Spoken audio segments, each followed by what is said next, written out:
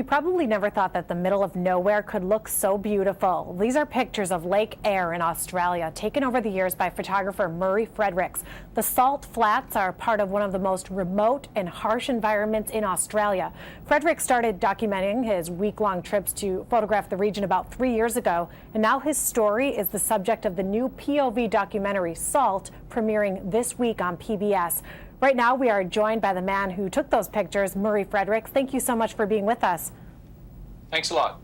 Murray, I found the pictures to be very soothing. I mean, you were in the middle of nowhere. Where did this idea come from for you to go there by yourself and do all of this?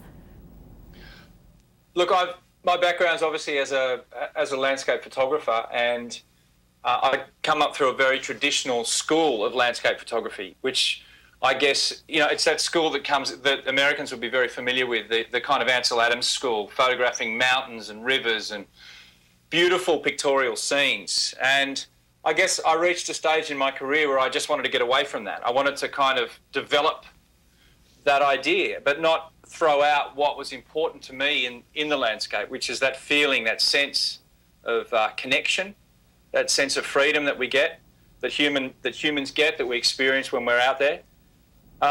So I kind of decided to throw away the features, throw away the mountains, throw away the beautiful rivers and the forests, and see if I could just work with space, work with emptiness. Well, I definitely. So then it was just sorry, go on. I definitely felt there were no boundaries there whatsoever. No, well, once I came up with this idea of working with pure space, it was a matter of finding them the right place, and I think it was either the middle of the ocean, very hard to put a tripod up in the middle of the ocean, or somewhere like this where the horizon extends, infinitely. Okay. In every direction. How do you prepare? Speaking of that, you brought a tripod with you, obviously a camera, but how much can you bring with you? What did you bring? How did that work?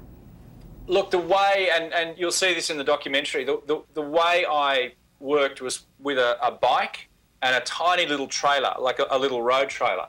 I had about 5 cameras with me at any one time out there, including a huge 8 by 10 inch plate view camera. And it was literally just a matter of dragging the bike through the mud at slower than walking speed until I got to the salt. And once I actually got out to the hard salt, which forms the inner circle of this lake, travel was quite easy. It wasn't too hard.